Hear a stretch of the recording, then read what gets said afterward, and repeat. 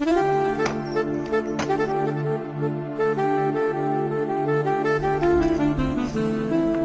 का भैया कैसन सवेरे में फरसाल है घूमत है? अरे सवेरे घूमे गए रहे ना, हमका फरसवा ले चली कौन आतर तने गोड़े आई एक पंथ दुई काज हो जाए। भले सवेर में याद दिला दी है भैया। एक पंथ दुई काज के मतलब हम बहुत जने से पूछा, लेकिन केव हमें सही से बता नहीं पाए। हाँ, मिलो गरुण मार्ग महमोही कौन भात समझावत तुम।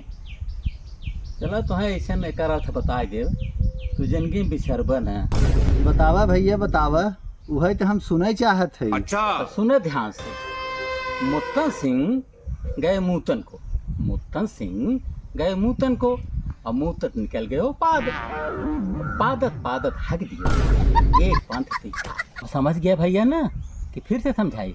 अरे नहीं भैया, अब हम समझ गए, अब हम जिंदगी भर न भूला। समझ रहे हो ना? 6 months later